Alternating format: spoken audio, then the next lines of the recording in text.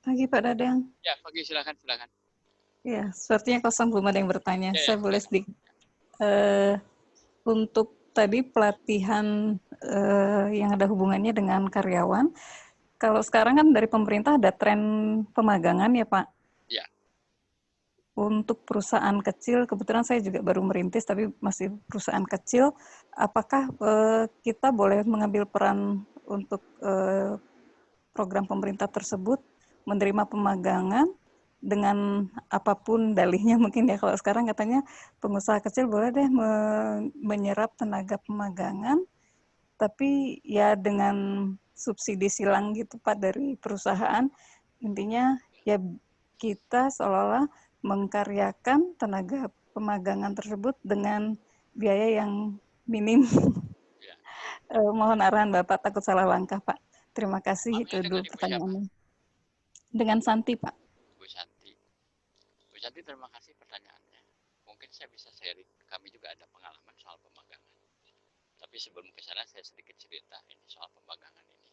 Punya dua wajah sebenarnya ya, pemagangan ini. Pemagangan yang murni dan ikut aturan dan pemagangan yang agak abal-abal begitu. Kenapa saya bilang agak abal-abal? Karena banyak juga perusahaan-perusahaan memanfaatkan pemagangan ini supaya bisa bayar upah murah kepada karyawannya. Gitu. Kasih aja judul pemagangan. Gitu. Bayar aja misalnya mau 50.000, 60.000 sehari. Gitu. Ya. Tapi pemagangan yang sesungguhnya nggak berjalan. Misalnya. Oleh karena itu sebenarnya pemerintah sendiri mewajibkan perusahaan yang mau melakukan pemagangan ini mengikuti standar-standar. Dan itu ada peraturannya tentang pemagangan khusus. Ya. Jadi harus diikuti. Nah, pengalaman di tempat saya, kebetulan kami di Kabupaten Bandung itu sudah beberapa kali diajak untuk menjalankan joint program dengan Disnaker. Jadi kami dapat kuota misalnya berapa angkatan. Satu angkatan 20 orang kalau nggak salah atau 25 orang. Tapi kami harus berizin. Jadi kami mengurus dulu izin LPK, lembaga pelatihan keterampilan. Jadi ada sedikit birokrasi yang harus diikuti di situ. Baru bisa jalan. Ini kalau kita bicara pemagangan yang sesuai aturan gitu. Dan menurut saya sangat masuk akal karena gini, katakanlah seperti di tempat saya itu kan karakter industrinya itu berbasis keterampilan. Tukang jahit itu kan kalau kita hire itu kan mungkin pada tahun kedua baru keterampilan dan produktivitasnya baik. Gitu. Nggak ada yang seketika gitu. Sekalipun dia lulusan kursus menjahit. Ya karena kan kalau di pabrik besar beda. Gitu. Di tempat kursus mungkin juga peralatannya sederhana. Tapi kalau masuk ke industri kami kan kami punya peralatan-peralatan yang ya cukup maju dan mereka mungkin belum pernah lihat dan harus dilatih dulu. Gitu. Nah, untuk memastikan bahwa karyawan kita ini punya keterampilan yang dibutuhkan, salah satunya kan pemagangan.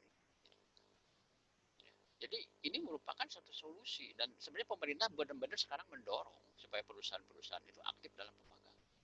Karena salah satu cara yang cukup efektif memastikan pekerja itu punya skill itu kan pemagangan.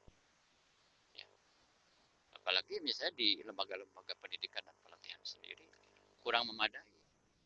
Maka dilanjutkan gitu pembentukan skillnya itu di perusahaan. Ya, jadi menurut hemat saya itu bisa pakai. Tinggal sistem proses dan birokrasinya diikuti supaya kita tidak dianggap magang abal-abal begitu ya, cuma akal-akalan saja mau bayar upah murah gitu ya. Ya karena kalau dalam pemagangan itu kan kalau secara hubungan kerjanya basisnya itu bukan perjanjian kerja. Jadi sebelum kita memasukkan calon karyawan itu bikin perjanjian pemagangan, bukan perjanjian kerja. Dan yang kita berikan sebagai kompensasi namanya bukan upah, gitu, tetapi uang saku. Gitu. Sementara gitu jawabannya. Bu. Silakan kalau mau dieksplorasi lagi. Silakan. Atau mungkin ada yang lain boleh. Teman-teman yang lain. Silakan. Oh, maaf Pak, jadi kalau untuk pengusaha kecil seperti saya, kalau misalnya jumlah karyawannya kan masih di bawah 10, berarti kan belum cocok untuk mengambil program pemagangan yang resmi dengan birokrasi pemerintah ya Pak. ada saran mungkin untuk mempergunakan tenaga kerja tapi belum sanggup dengan biaya upah yang real, apakah baiknya solusinya mungkin kita sebutannya dengan kerjasama semacam apa ya Pak ya, yang aman buat kita, sharing profit atau apa gitu Pak? Bisa saja. Tapi kalau hubungan seperti itu kan berarti kemitraan. Jadi bukan hubungan kerja. Jadi kita tidak dalam posisi sebagai pemberi kerja. Jadi kalau partnership itu kan setara. Kalau antara perusahaan dengan karyawan itu kan sebenarnya nggak benar-benar setara. Karena si karyawan itu wajib mematuhi perintah kita. Kalau kemitraan itu kan benar-benar setara. Jadi tidak ada yang memerintah dan yang diperintah. Nah, tinggal cocok nggak model seperti itu. Ya, kalau memang itu kemitraan, benar-benar kemitraan dan ada kesetaraan, boleh saja bisa dipakai. Tapi saya kira sekarang kalau masalahnya gini, kalau kita pelajari hukum ketenaga kerjaan itu kan bahwa kewajiban-kewajiban itu dikenakannya kepada mereka perusahaan-perusahaan yang karyawannya 10 orang ke atas. Kalau di bawah 10, menurut saya pasti tidak akan menjadi target untuk diaudit atau bagaimana gitu karena masih dalam skala kecil. Mungkin lebih fleksibel kalau mau tidak terlalu gimana-gimana. Tapi kalau mau tertib, sekalipun misalnya dari sisi birokrasi perizinan belum diurus ya, tapi prinsip-prinsipnya kita pakai. Misalnya ada perjanjian magang, ya, ya ada perjanjian magang bagaimana ya tanda tangan.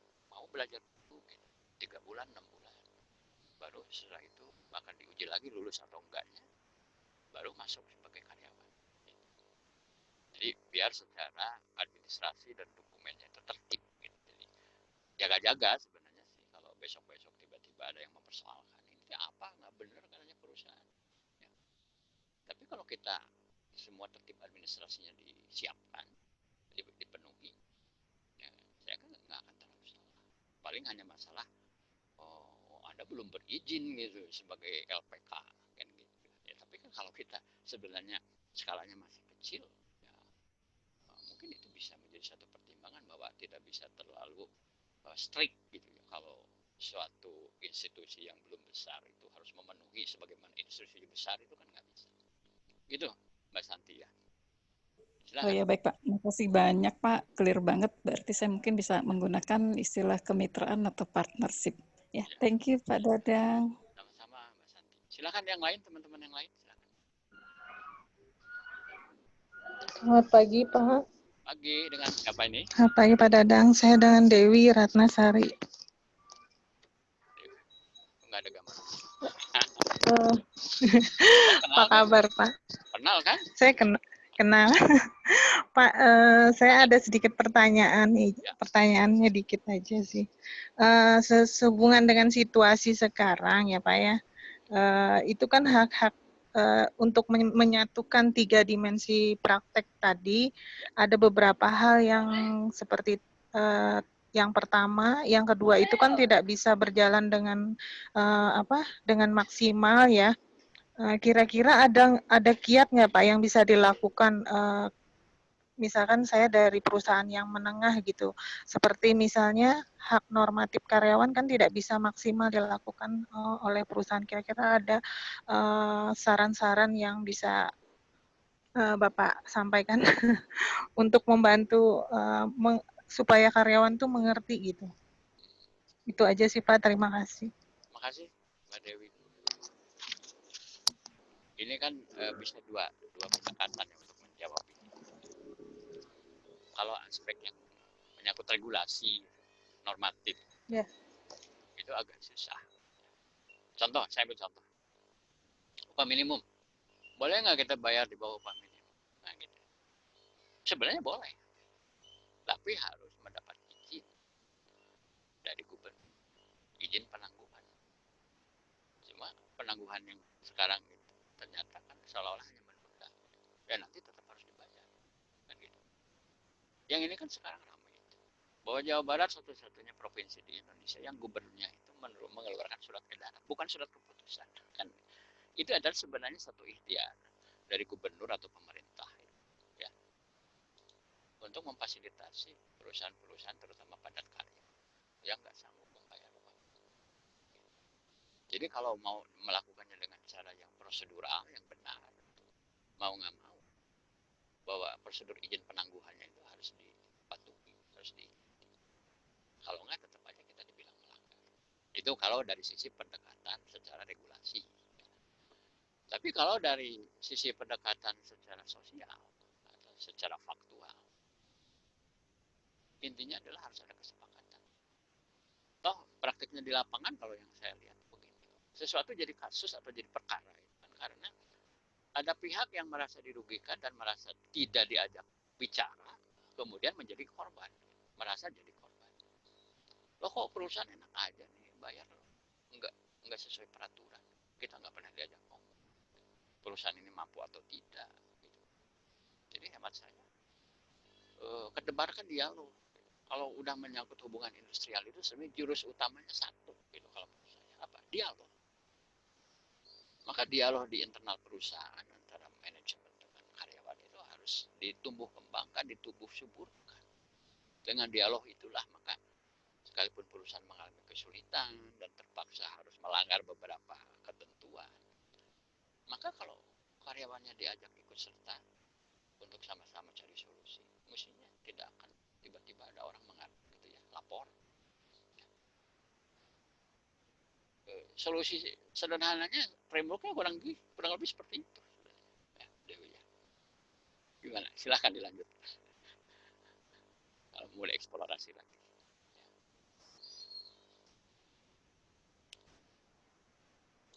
Oke deh Pak, terima kasih banyak Ya, untuk terima kasih sama-sama.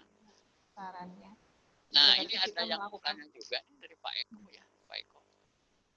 Anak saya SMK multimedia wajib magang dari sekolah, sama sekali nggak dibayar. 3 bulan kerja jam kantor. Nah, itu bagaimana? Nah, kalau dari sekolah, mungkin sih itu bukan magang kali ya, PKL mungkin ya, PKL.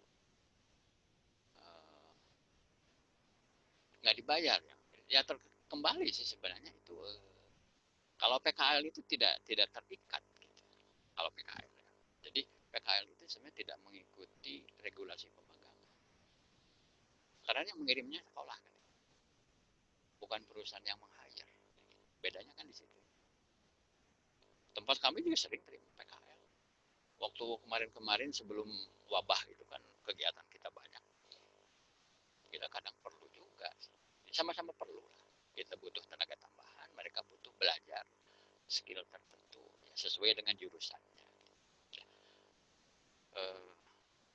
Kalau pakai skemanya magangan, yang diwajibkan itu uang saku atau uang transport. Besarannya relatif. Kalau perusahaan-perusahaan yang cukup bonafit, cukup besar, ya, uang saku. Malah mungkin sama dengan upah minimum. Ya, atau paling tidak di bawahnya dikit. Biasanya rumus yang sering dipakai itu 80% biasanya. Ya. Misalnya kalau katakanlah UMK-nya 3 juta gitu, misalnya uang sakunya 2,4 gitu ya, 80%. Jadi kalau PKL saya kira itu karena yang mengirim sekolah. Tapi sebaiknya memang ada perjanjiannya. Idealnya ya, jadi antara sekolahnya dengan perusahaan kita itu ada ya sedikit MOU. Kalau PKL itu hak dan kewajibannya seperti apa. Tapi kalau bicara perlindungan ya itu kewajiban kita. Kalau anak sekolah itu lagi PKL di tempat kita, maka apa yang terjadi di lingkungan kita itu tanggung jawab kita. Ya. Saya kira demikian ya Pak Eko. Silakan kalau mau dieksplorasi lagi dengan pertanyaan berikutnya silakan.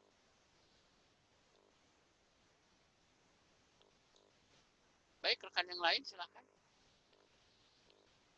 Mungkin dari slide yang tadi saya sharing itu ada yang mau diperdalam atau punya satu pendapat lain silakan.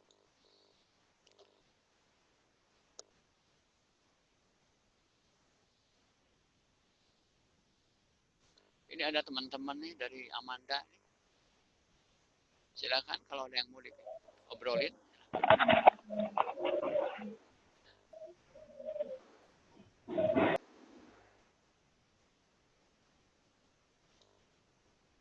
dari chat belum ada ya. Belum ada lagi yang baru.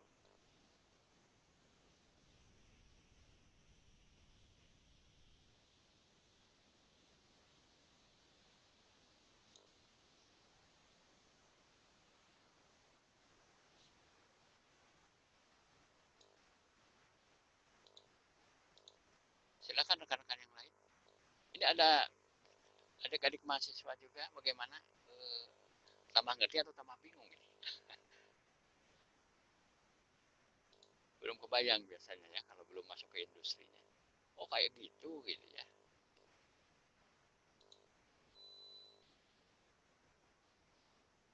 Nah ini ada lagi pertanyaan di setting dari Pak Eko. Kalau pengurangan karyawan tetap di tempat kami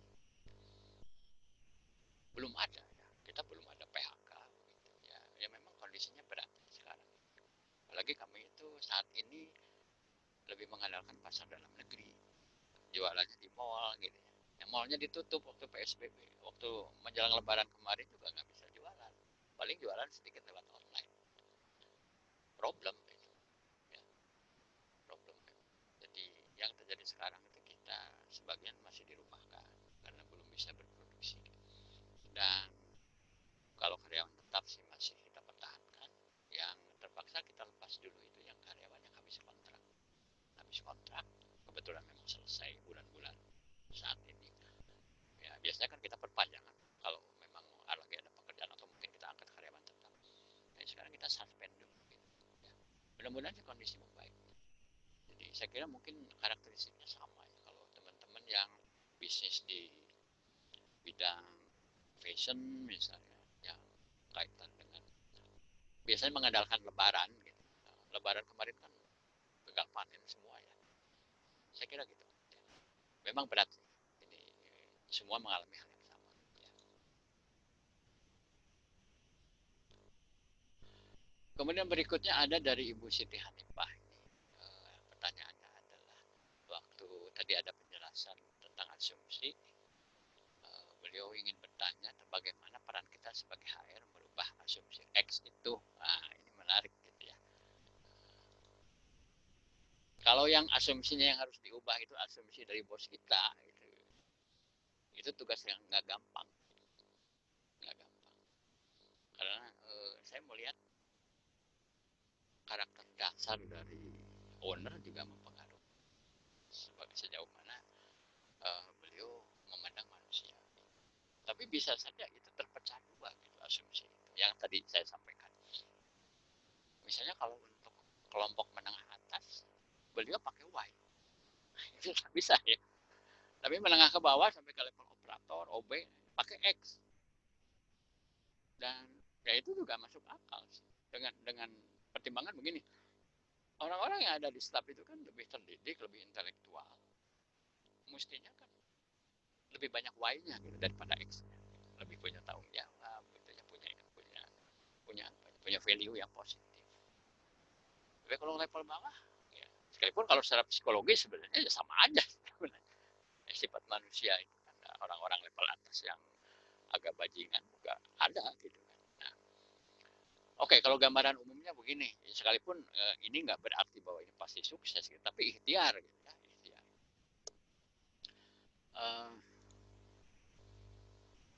Bagaimana caranya bos-bos kita juga mau belajar, mau ngerubah mindset. Ini kan masalah mindset, masalah paradigma. Jadi kayaknya kalau ada sesi-sesi yang kontennya itu adalah memperbaiki paradigma, mengubah mindset, kayaknya mesti digelitik, dibujuk, supaya mau gitu. Dan kemudian beliau ngerubah paradigma mindset. Kan kalau memang betul misalnya semua karyawan itu karakteristiknya Y dan kita memandangnya dengan tepat, mungkin malah mesin scanner untuk absensi udah nggak diperlukan, betul nggak? Ya kita percaya aja gitu. Pasti mereka hadir, nggak akan bolos gitu. Nggak perlu pasang CCTV di pabrik. Ya. Intinya adalah learning. Bagaimana semua orang, khususnya orang-orang yang di atas itu mau belajar, mau learning, ya, sehingga bisa ngerubah mindset. Ya. Oke, ini ada chat yang lain.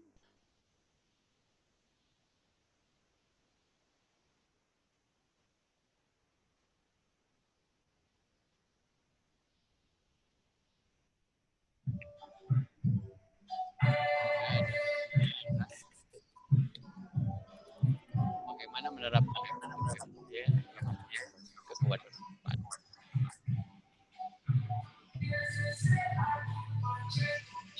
Kenapa? Ada ini baru ini. Jadi gimana perintah yang di atas gitu ya. Kalau saya sangat percaya dengan perubahan semua orang yang merupakan orang bagaimana bahwa dalam bekerja itu nggak cukup cuma harus spirit hasilnya mindset. Nah mindset bisa diubah lewat kalau tidak seminar seperti sekarang dengan dialog. Dan kuncinya apa? Mau nggak sih? Hanya kayak acara kita di karyawan supaya well tune ya. Fungsinya well tune lebih dulu kan. Sinkron.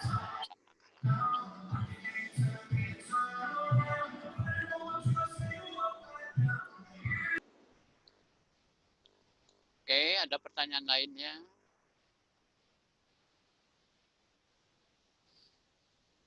Barusan dari Ibu Chandra, kemudian Ibu Triana. Bagaimana dalam praktiknya perusahaan membangun rasa saling percaya dengan serikat pekerja? Kayaknya nyambung dengan yang tadi, dialog ya, dengan dialog. Dan tentunya ownernya jangan anti serikat pekerja. Kan problemnya itu adalah kita orang HRD pusing itu kenapa? Ownernya anti serikat pekerja, jadi benar-benar melarang dan itu sebab pelanggaran. Dan kalau perusahaannya udah besar kan nggak mungkin nggak ada serikat pekerja. Ibarat sebuah negara kan nggak mungkin nggak ada DPR sebagai wadah perwakilan. Kalau perusahaan kecil sih mungkin masih dihandle oleh ownernya, bisa. Ya katakanlah karyawan cuma 20-30 orang, ownernya kan ketemu tiap hari. Mungkin nggak perlu serikat pekerja. Dan hemat saya kan sebenarnya sepanjang manajemen perusahaannya bisa membuka komunikasi dan dialog, mungkin serikat pekerja belum perlu. Tapi kalau sudah beliau sibuk, harus ada satu mekanisme perwakilan, maka serikat pekerja diperlukan. Tinggal sekarang bagaimana kita membentuk serikat pekerja itu menjadi serikat pekerja yang positif dan profesional. Kalau yang saya lakukan adalah ya mereka kita latih. Ya. Sebagian saya sendiri yang membentuk mereka, melatih mereka, dan saya dorong mereka juga belajar di luar. Dan kita dialog terus, sehingga ada saling pengertian, saling percaya. Dari Pak Tony, bagaimana cara membuat suasana kerja yang kondusif, menghindari dan meredam konflik, misalnya, dan menguatkan teamwork. Siapakah yang lebih berperan untuk ini? Apakah HRD atau pimpinan yang lebih tinggi? Nah, ini ada satu jawaban sederhana. Ini adalah doktrin HRD dari dulu. Gitu. Tapi banyak juga pimpinan-pimpinan departemen yang belum memahami. Doktrinnya itu berbunyi begini. Every manager is human resource manager. Setiap manajer bidang apapun dia. Itulah manajer SDM juga. Paling tidak untuk anggota departemen.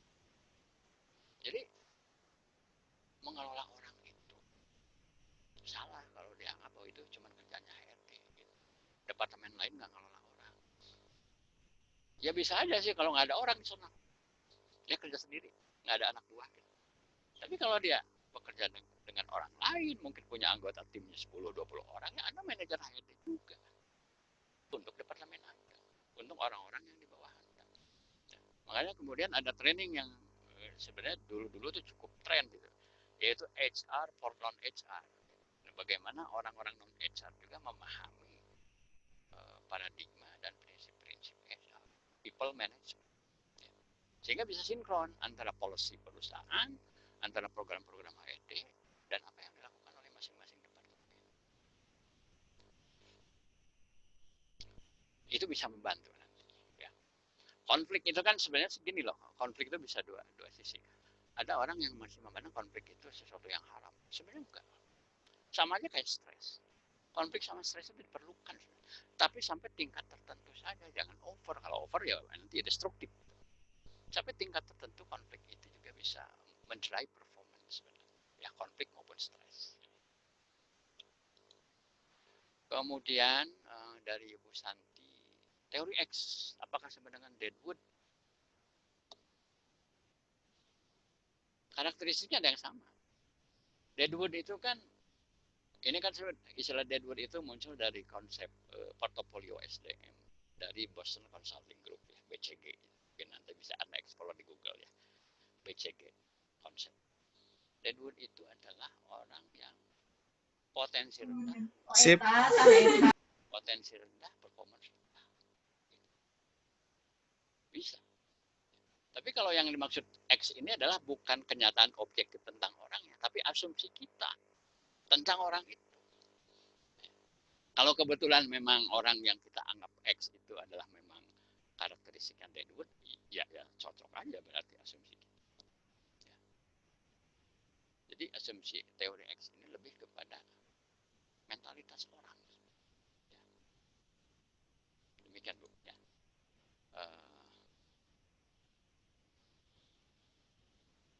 Nah ini bagaimana kalau misalnya tidak mampu mem-PHK?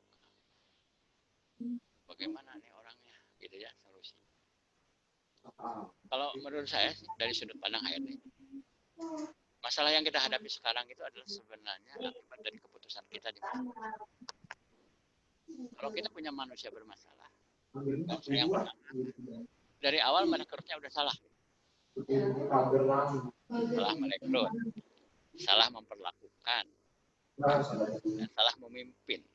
Jadilah dia orang bermasalah. Dia harus dirubah ke belakang. Jadi sebenarnya kalau nggak mau nih punya orang-orang Deadwood, orang-orang bermasalah, dari awal ngurusin orangnya mesti bener gitu. Makanya saya punya pandangan gini, sering vital dan kalau dari awal kita udah salah pilih orang, maka kedepannya pasti masalah. Ya, dari awal harus betul. Kemudian berikutnya ini dari Pak Holil. Ini rekan saya menyimak slide 3 dimensi penerapan. Adakah strategi khusus terhadap masing-masing level karyawan? Misalnya level pelaksana, manajemen, tentang teori manajemen kegiatan, bila kontradiksi antara konsep dengan realita di tempat kerja. Mengingat secara mindset dan background karyawan tersebut sangat berbeda. Nah, kalau mengenai 3 dimensi tadi, sebenarnya tantangannya adalah bagaimana lingkarannya itu makin menyatu, gitu. Bukan makin terpisah. Jadi irisannya lebih banyak. Terutama kan kalau mengenai teori standar dan regulasi menurut saya sih sejalan. Ya, saya ambil contoh misalnya tentang struktur skala upah. Itu kan di Indonesia sudah dalam bentuk keputusan menteri. Gitu. Ada lampirannya, ada guidance. Tapi sebelum itu terbit pun kalau Anda belajar manajemen kompensasi, Anda diajarin sebenarnya di kampus itu tentang bagaimana menyusun salary grade misalnya, dengan job evaluation, dengan berbagai metode. Jadi kalau dua lingkaran yang di atas, ya, yaitu lingkaran regulasi, kemudian teori dan konsep, standar-standar, itu sebenarnya 99% sinkron kalau menurut saya. Kalau regulasi kan bedanya adalah menjadi wajib. Gitu. Kalau teori kan tidak wajib. Tapi kalau sudah regulasi jadi wajib. Kalau nggak dilakukan ada sanksi kan. Kalau teori kan enggak. Kalau Anda nggak lakukan teori kan nggak ngapa-ngapain juga. Ya paling nggak optimal aja sebenarnya. Ya perusahaan kita. Yang lebih berat itu kan sebenarnya adalah mensinkronkan shareholder. Bagaimana beliau punya value, punya prinsip, punya keinginan. Supaya bisa matching dengan dua dimensi yang lain. Dengan regulasi, dengan teori, dengan standar-standar. Nah, jadi kalau soal mindset itu kan sebenarnya memang ya mindsetnya di program ulang. Makanya banyak training-training tentang menata ulang mindset. Jadi mungkin kita harus mengundang pembicara dari luar yang cukup oke sehingga orang tergugah gitu, untuk merubah cara berpikir. Demikian. Ya. Kemudian Ibu Santi lagi terlintas dengan situasi ekonomi saat ini perusahaan pariwisata tidak beroperasi. Bagaimana si perusahaan yang tidak mampu mengupah karyawan, apalagi membayar PHK? Apakah nanti perusahaan punya hutang ke karyawan, mendapat sanksi dari pemerintah? Seperti sudah jatuh tertimpa tangga. Ya. Ya, ini dialami oleh banyak perusahaan sekarang. Bukan tidak tahu ya aturan mainnya bagaimana, kewajiban perusahaan harus membayar apa, tapi nggak ada uang. Bilang apa? Oleh karena itu, kalau kita merujuk kepada praktek-praktek hubungan industrial dan edaran-edaran dari pemerintah, terakhir kan itu ada edaran dari Menteri ya, Menteri Tenaga Kerja tentang penanganan ini. Ya itu semua diselesaikan dengan kesepakatan. Jadi sebenarnya kalau bicara tentang karyawan itu, kalau kita dalam dilema penuh konflik, maka yang harus dikedepankan itu adalah dialog. Maka harus mulai sekarang kita yang biasanya suka jaga jarak dengan karyawan, nggak mau ketemu mereka, nggak mau mendengar mereka, maka harus sudah mulai kita ngerubah sikap kita sendiri sebagai pimpinan perusahaan menjadi figur yang lebih konsultatif, lebih dialogis. Gitu. Ya. Saya percaya kalau kita terbuka satu sama lain dan masing-masing punya itikat baik, punya niat baik, nggak ada yang nggak kita bisa dapat solusinya pasti. Ya. Sekalipun bukan solusi yang ideal. Masing-masing tentu harus mau berkorban ya, bukan cuma karyawan yang harus berkorban ya, perusahaan pun harus mau berkorban ya. Intinya adalah begini kalau saya, ini agak filosofis sedikit, ngelola manusia itu sederhana sebenarnya, basisnya yang utama apa, memanusiakan manusia ya. Bisa nggak kita punya sikap, punya kebijakan, punya cara yang karakteristiknya adalah memanusiakan manusia, itu intinya. Oke, berikutnya dari Bu Ayu Hartati. Saya mau bertanya mengenai cara perusahaan menangani employee turnover, khususnya generasi milenial. Nah, ini menarik ini ya. Ini tantangan baru ya. Apakah ini bisa menghambat penerapan manajemen SDM? Ya, turnover yang tinggi tentu problem. Kenapa? Karena membuat pertumbuhan kompetensi SDM kita itu selalu tertunda. Udah pinter keluar, udah pinter keluar. Jadi selalu mentah lagi gitu kompetensi perusahaan kita. Sekalipun ada sisi lain sebenarnya. Ada turnover yang disengaja. Kok aneh? Nggak aneh. Ada turnover yang disengaja. Apa misalnya? Karyawan kontrak. Kan kita hanya mempekerjakannya dalam waktu tertentu. 2 tahun, setahun. Setelah itu selesai kerjaannya, ya, bubar dulu. Ya, udah kayak jalan tol aja, tutup buka tutup gitu. Ya, nah, ada sebenarnya turnover yang disengaja. Itu karena apa? Karena biasanya itu kaitan dengan proses yang sifatnya variabel, yang tidak berkelanjutan. Ya. Memang milenial ini juga satu tantangan, oleh karena kita juga harus sudah mulai paradigma dan value daripada generasi milenial ini supaya praktek-praktek kita di perusahaan itu bisa sinkron dengan ekspektasi mereka. Tapi yang paling penting itu adalah kita harus bisa menerima suatu fakta bahwa nggak semua orang bisa stay dengan kita sampai pensiun, sampai meninggal, enggak. Apalagi anak muda sekarang gitu kan, cita-citanya banyak, maunya banyak, sekalipun kemampuannya terbatas. Banyak juga yang sebenarnya maunya banyak tapi nggak mau belajar gitu. Ya kita fasilitasi dan kita siapkan bahwa sistem pengisian personil di perusahaan kita itu bisa mengakomodir gitu, perputaran. Jadi kalau kita mengukur turnover rate di perusahaan itu pada kebetulan kemarin juga ada tesis ya dari S2 dari Unpar itu tentang turnover. Kebetulan saya jadi penguji. Itu harus dipisah turnover yang disengaja atau enggak. Yang harus worry itu adalah turnover yang nggak disengaja. Orangnya keluar sukarela karena merasa kurang puas. Itu harus kita melakukan suatu kajian. Apa yang membuat tingkat ketidakpuasannya cukup tinggi? Itu harus menjadi PR kita.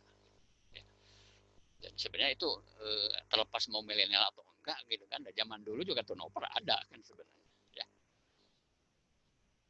Oke, berikutnya dari Bu Ananda ya. Ingin bertanya, jika kita menemui partner bekerja seperti asumsi teori X, apa yang bisa kita lakukan sebagai teman kerja? Ya paling disuruh ikut pengajian gitu ya, supaya supaya kembali ke jalan yang benar. Artinya apa? Supaya dia punya mindset yang positif. Gitu. Ya.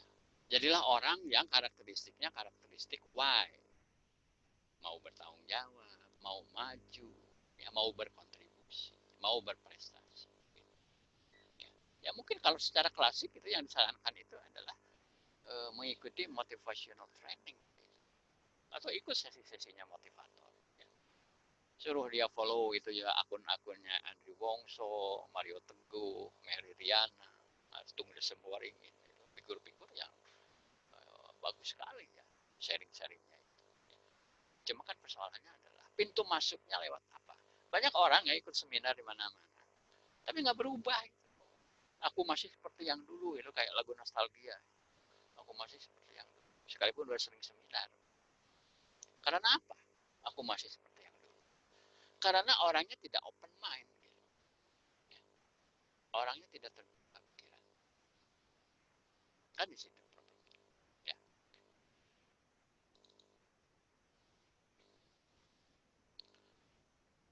Oke.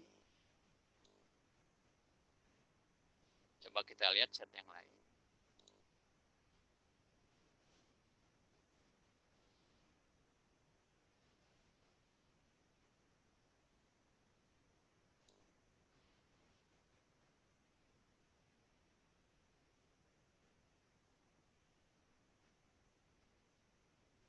Silakan. Ada yang lain? Yang mau by voice atau chatting, silakan. Bagus-bagus pertanyaannya.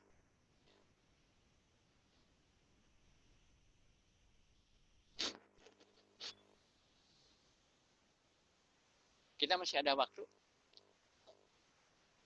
20 menit lagi. Silakan kita manfaatkan, kita sharing. Bagi yang sudah saya respon pertanyaannya, kalau mau diperdalam lagi, dieksplorasi lagi, silakan.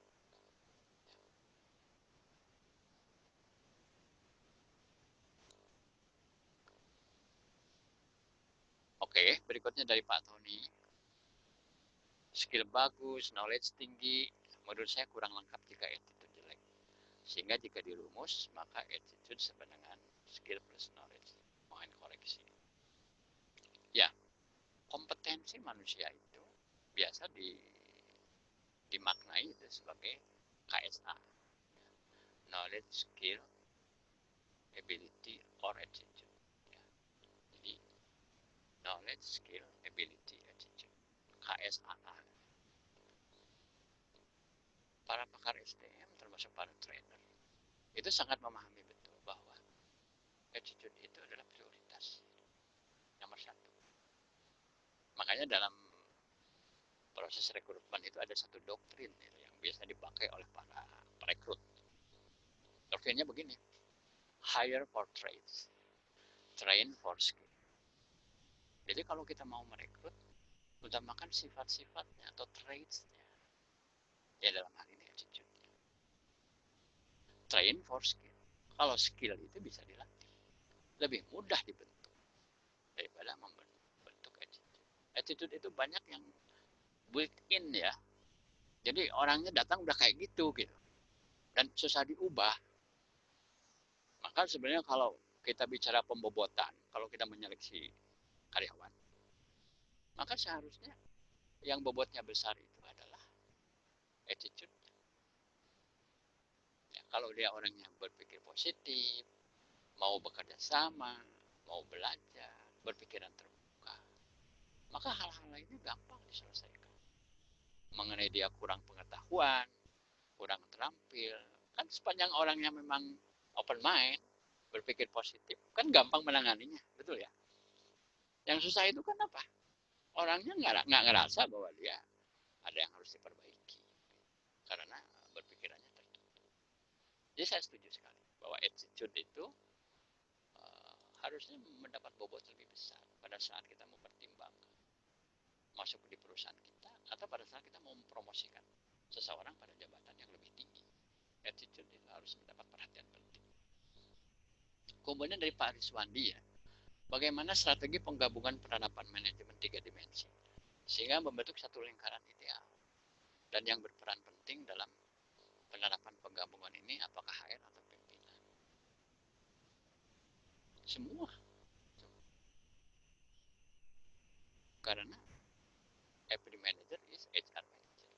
Bahkan kalau menurut saya sih, ya bukan berarti bahwa orang HR lempar tanggung jawab. Yang harus lebih berperan adalah top management, HR.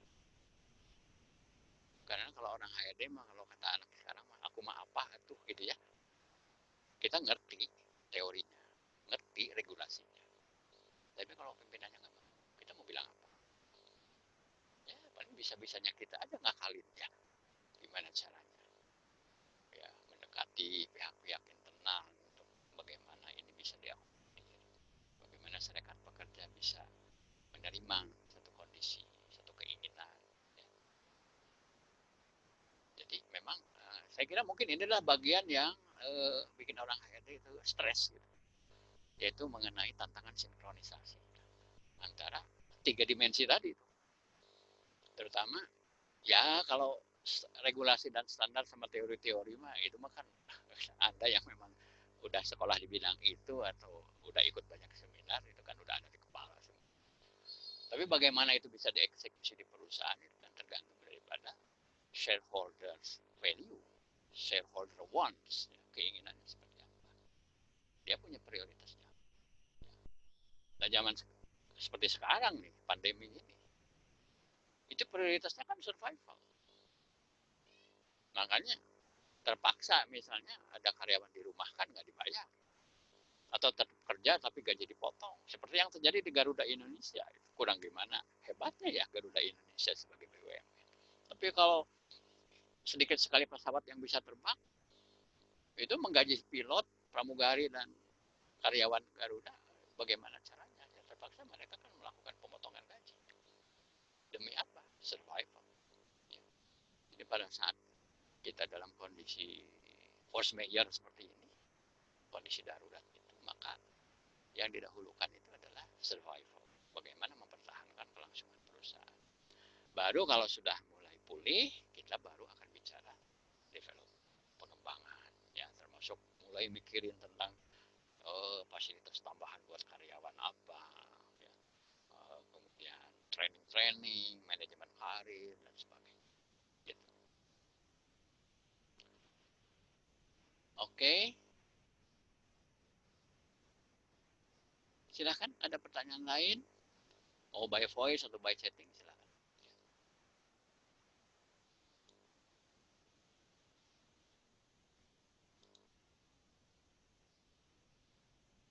Ternyata yang join di program kita itu ini terakhir ada 46 ya.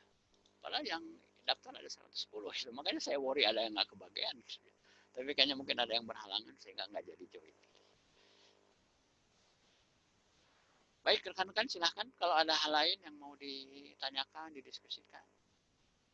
Atau kalau misalnya saat ini belum kepikir mau diskusi apa, jangan sungkan-sungkan bisa kontak saya by WA ya. Bisa diskusi. Oke, ini ada lagi dari Pak Dani, Dani Wiliani. Mau bertanya mungkin di luar topik, saya pernah mendengar beberapa perusahaan sudah menerapkan sistem OKR, Objective Result. Apakah metode ini lebih baik dibandingkan KPI? Berdasarkan pengalaman saya, penerapan KPI ada kecenderungan menyebabkan karyawan hanya fokus pada KPI, bukan fokus pada proses global perusahaan. Kalau menurut saya sih itu gini loh ya, di dalam konsep-konsep itu sebenarnya banyak yang barangnya itu juga, cuma judulnya beda. Ya kan mungkin harus dikemas beda dong judulnya supaya kelihatan beda, padahal sebenarnya banyak kesamaan dengan konsep-konsep lama. Gitu. Ya. Seperti sebenarnya konsep engagement itu kan dulu juga bukannya nggak ada engagement, cuma namanya bukan engagement. Ya. Kalau yang disampaikan Pak Dan ini sebenarnya kan ini konteksnya itu adalah performance management. Bagaimana kita mengelola kinerja karyawan. supaya betul-betul mendongkrak kinerja perusahaan. Misalnya kalau menggunakan konsepnya balance scorecard, misalnya dengan 4 dimensi, ya. Dimensi manusianya, learning and growth. Kalau learning and growth-nya bagus, maka akan mendongkrak dimensi kedua, yaitu dimensi internal proses. Prosesnya lebih baik. Gitu. Mereka kalau pintar gitu kan melakukan improvement. Tapi kalau dibiarin bodoh, ya nggak ada improvement, nggak ada perubahan. Ya. Misalnya penyempurnaan prosedur, peningkatan produktivitas. Nah, internal proses yang baik itu akan mendongkrak aspek customer. Nah, dimensi yang ketiga, customer-nya lebih puas, lebih happy bahwa kita mendeliver barang itu barangnya berkualitas, tepat waktu, atau jasa yang kita berikan juga berkualitas, tepat waktu, harga bersaing. Ya kalau konsumen kan begitu maunya, pelanggan itu harus cepat, harus murah, harus bagus, ya, dan pelayanan memuaskan, ya banyak senyumnya. Gitu.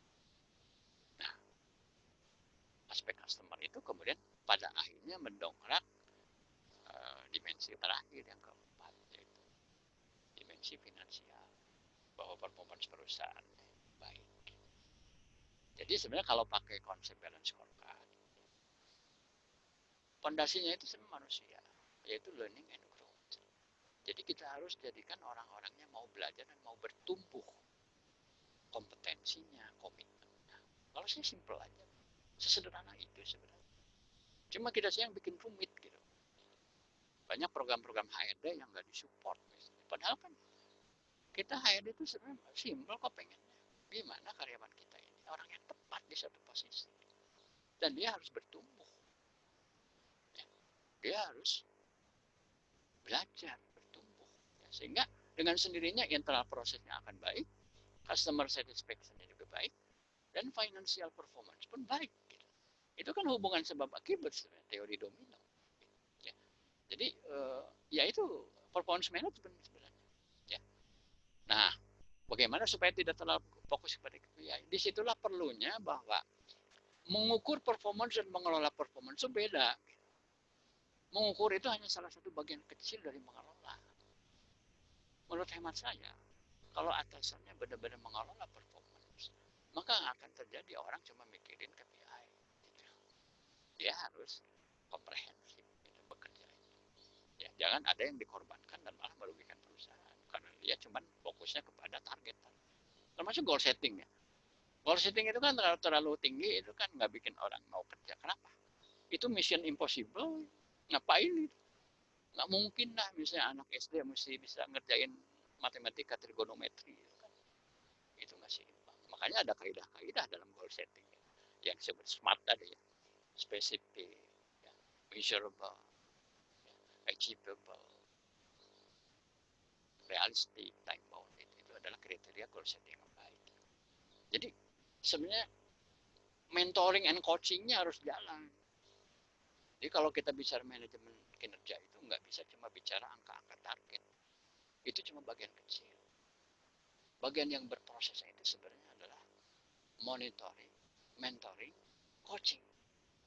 Jadi kalau kita nih punya satu sistem penilaian kinerja, tetapi para penilai atau para atasannya tidak dibekali dengan soft skill itu sama juga bohong, nggak akan jalan.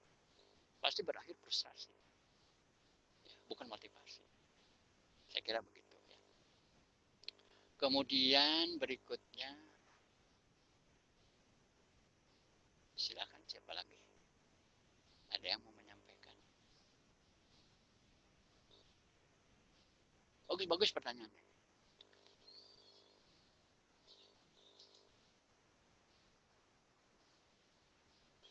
Dari Chandra.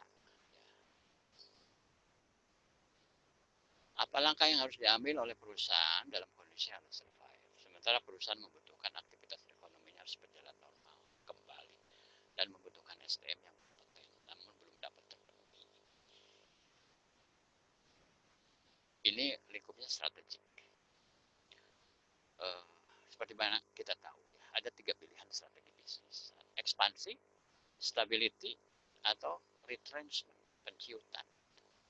Dalam kondisi sekarang itu, hampir semua perusahaan dipaksa untuk melakukan retrenchment sebagian besar karena nggak ada kerjaan. Kita nggak mungkin beroperasi secara normal. Maka yang terjadi adalah karyawannya dikurangi karena kapasitas pun turun. Ya. Tinggalkan sekarang pertanyaannya, orang yang mana yang kita lepas dulu, mana yang harus dipertahankan. Nah, ini kita akan bicara tentang kompetensi kunci. Siapa orang-orang yang memegang kompetensi kunci? Atau dalam tubuh manusia itu yang merupakan ototnya. Kalau lemak kan boleh dibuang ya. Malah kita sering kerja keras supaya pengen ngebuang lemak. Perusahaan pun punya ototnya, lemaknya. Ada manusia-manusia di perusahaan itu yang kategori otot, kategori lemak. Ya, saya kira supaya perusahaan sehat, tidak kena kolesterol, ya, tidak kena banyak penyakit, lemaknya harus dibuang. Yaitu orang-orang yang sebenarnya ya setengah parasit, setengah digaji buta. Dan kita harus berjiwa besar. Sekalipun mungkin anak buah kita sendiri yang tergolong lemak, buang demi survivalnya organisasi. Tapi melakukan ini pun praktiknya nggak gampang. Karena masih ada manajer-manajer yang defensif. Enggak kok, di tempat saya udah bagus kok. Ini orang-orang yang saya butuhkan itu nggak mungkin saya lepas. Jadi memang perlu satu komitmen kuat dari atas, termasuk untuk memaksa sebuah departemen. Ya kalau dari sisi asesmen memang ada yang perlu dikurangi. Orang-orang tertentu sebaiknya dilepas, lepas. Ya. Cuma melepas pun kalau itu udah kaitannya karyawan tetap, ongkosnya dan prosesnya bagaimana. Kalau masih status kontrak mungkin kita hanya nunggu selesai kontrak. Tapi kalau karyawan tetap udahlah, nggak gampang juga sih. Itu masuknya ke wilayah hubungan industrial nanti. Bagaimana supaya tidak menjadi suatu dispute atau suatu sengketa. Ya. Ini harus dikelola dengan cantik, dengan baik, dengan elegan. Gitu. Ya. Kemudian dari Pak Tony lagi, nah bagaimana jika justru attitude para senior yang harus diperbaiki? Apakah si junior ini mampu dan boleh? Wah gitu ya. Wah ini memang hati-hati nih bisa kualat nih Pak Tony ya.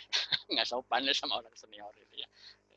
Ya ini harus pandai-pandai gitu ya. Ya kalau bicara orang junior atau kita yang ada level menengah, ya ungkapannya apa? Aku mah apa tuh gitu kan, bisa apa kita? Ya kita cuma punya sumbangsi pemikiran saja, tapi kita nggak punya power yang cukup gitu ya, nggak punya power yang.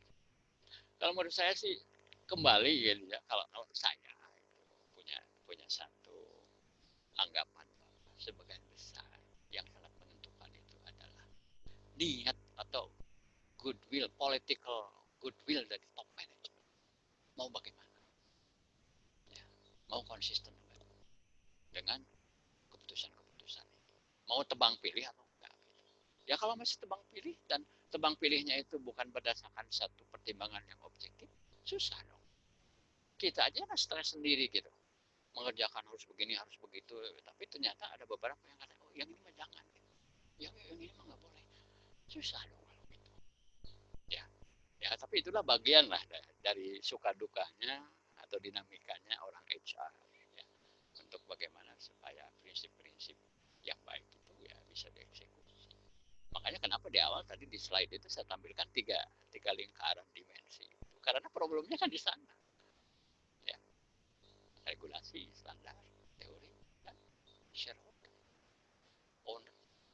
Owner maunya gimana? Apakah mau mengelola perusahaan ini dengan baik dan benar? Termasuk kalau bicara BST ya, balance scorecard. Saya pernah baca satu referensi. Itu sebenarnya dikembangkan menjadi ada dimensi yang kelima. Bukan cuma aspek learning growth, internal process, customer, dan finansial. Ada satu lagi. Apa? Good governance dan CSR. Kan perusahaan yang baik itu bukan hanya sekedar laporan keuangannya bagus, untungnya gede gitu kan, growth-nya tinggi. Tapi kalau perusahaan itu nggak peduli pada lingkungan, buang limbah sembarangan, meracuni masyarakat, tidak ada tanggung jawab sosial, tata kelolanya buruk, main suap, korupsi, kita kan nggak bisa bilang dari perusahaan itu baik. Hanya sekedar ngelihat laporan keuangannya bagus. Tapi praktek-praktek korporasinya itu, tata kelolanya buruk. Nah, ini pun juga kan nggak gampang. Bagaimana supaya bos-bos kita juga ngerti apa sih itu yang namanya good governance gitu, tata kelola yang baik. Bahwa kita kan harus melakukannya dengan baik dan dengan benar gitu. Dengan baik itu kan apa? Perusahaan yang baik itu yang untung. Akhirnya belum tentu benar kalau masih melakukan praktek-praktek yang melanggar hukum, ya, atau hak-hak karyawan tidak diberikan. Kan gitu problemnya. Ya. Oke. Silakan yang lain. Kita masih ada waktu 5 menit lagi. Silakan. Silakan. Tapi kalaupun nggak sempat, Anda semua jangan sungkan-sungkan kalau mau diskusi. Itu kan ada nomor WA saya. Chatting aja, nanti kita diskusi. Ya, kita harus sama-sama inilah saling belajar sama lain. Ya, saya juga sekalipun saya udah 30 tahun di bidang HRD, banyak hal ini saya juga harus belajar terus. Ilmu itu nggak ada ujungnya kok. Makin kita belajar itu makin banyak yang kita nggak tahu. Ini grup Amanda ini pada ngumpul ya. Ini kok nggak ada yang nanya nih. Kapan ngundang saya lagi nih? Udah lama nih nggak dikasih oleh-oleh ini brownies kukus nih. Insya Allah Pak Dadang. Ya. Siap. Dari Bu Dewi, bagaimana nih dalam kondisi post mayor seperti sekarang ini undang-undang tenaga kerja pasal berapa saja yang dapat diterapkan agar dapat membantu HRD supaya karyawan bisa menerima. Kalau ini mah nggak bisa lihat pasal Bu Dewi, dialog aja, ngobrol dengan mereka. Terus saya juga ini, wah tiap minggu meeting gitu ya, udah enak gitu ya, karena bayangin aja dari Maret, ya ini udah Agustus, produksi kita stop, paling jalan hanya 10%, 20%. Ya.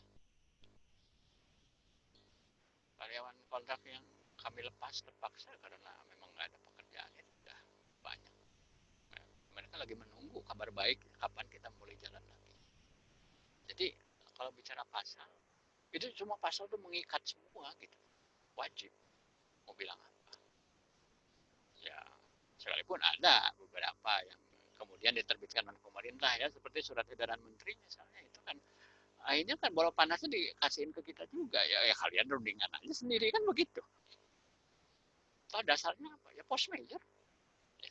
Banyak perusahaan dalam keadaan kalau pasien di ICU gitu ya, kondisinya itu udah kritis gitu ya, sampai nggak sanggup bayar upah, nggak sanggup bayar THR-nya dicicil, dicampur dengan produk perusahaan. Yang penting kalau produknya memang itu maksudnya acceptable ya, bisa dibeli dan dijual lagi gitu ya.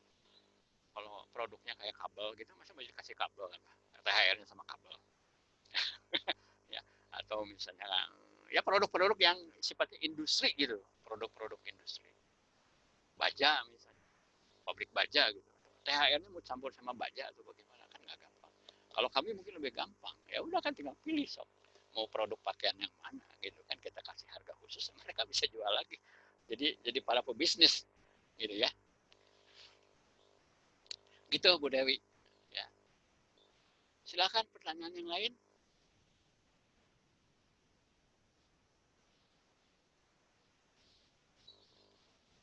Ini tuh saya lagi uji coba, saya jalan sendiri tanpa bantuan host, tapi ternyata memang biasa kan saya kalau dengan PMSM atau AMA itu kan ada satu tim gitu ya. Jadi kan saya cuma tinggal ngomong aja gitu, hal teknisnya itu sama teman-teman di belakang gitu ya. Tapi ternyata memang ada banyak yang sifatnya teknis, ini bisa diimprove ya. Jadi mohon maaf memang eh, pertama saya juga masih harus belajar aspek teknisnya gitu ya. Kalau ngajar kan cukup bawa PowerPoint selesai gitu ya. Ternyata kalau sudah webinar kayak gini ada aspek teknis yang menyangkut IT-nya gitu. Tapi ya mudah-mudahan lah, bagaimanapun kalau yang pertama kan tidak ada yang sempurna ya. Saya juga belajar banyak tentang bagaimana ke depan webinar-webinarnya lebih bagus ya, dari sisi penyajian, dikurangi distorsinya ya. Terutama memang tipikal sama sih, kami webinar dimanapun juga noise ya, noise itu cukup mengganggu. Makanya ada beberapa yang polisinya itu para peserta itu di mute semua gitu ya. Dan diskusinya lebih banyak di chatting gitu ya. Baik rekan-rekan semua, ini sudah jam 11 pas ya. Terima kasih banget nih udah mau join di webinar saya. Mudah-mudahan bermanfaat buat Anda semua. Dan kalau belum kepikir mau nanya apa, mau diskusi apa, ya nggak apa-apa. Paling nanti kan bisa chatting ya. Jadi saya sengaja juga kasih tahu ke Anda nomor WA saya supaya bisa kontak. Dari Amanda ada yang mau disampaikan atau ada yang mau dikirimkan ke rumah saya, begitu silahkan. Bisa dijapri alamatnya. Ya, Pak Dadan. Ya, Pak Dani ada ikutan nggak di situ? Kebetulan lagi cuti, Pak. Oh, lagi cuti ya. Iya. Makanya diminta kita semua untuk hadir. Ya. Oke, terima kasih banget buat rekan-rekan semua. Mudah-mudahan bermanfaat. Mohon maaf atas segala kekurangan. Ya, dan yang penting adalah kita tetap senang belajar sehingga kita berkembang terus ya. Jadi kalau kata orang bijak tuh begini, kalau Anda pembelajar, Anda pemilik masa depan. Tapi kalau Anda nggak suka belajar, Anda cuma memiliki masa lalu. Makanya sering bernyanyinya, aku masih seperti yang dulu. Lagu-lagu nostalgia. Baik, terima kasih. Mohon maaf sekali lagi. Mudah-mudahan jadi berkah buat semua. Mohon maaf atas segala kekurangan. Oh ya, sebelum lupa, saya nanti emailkan ke Anda semua. Ada tautan untuk evaluasi ya. Jadi silakan Bapak Ibu memberikan masukan, penilaian tentang acara kita yang pertama ini. Barangkali juga ada yang butuh e-sertifikat, nanti kami bantu buatkan ya. Tapi mungkin Senin atau Selasa baru kami proses. Tapi nanti saya akan sharing di email untuk tautannya untuk memberikan evaluasi. Terima kasih. Wassalamualaikum warahmatullahi wabarakatuh. Waalaikumsalam warahmatullahi wabarakatuh. Terima kasih banyak, Pak Dadang. Sama-sama. Terima kasih, Pak. Terima kasih, Pak. Sama-sama. Sukses ya buat Anda semua.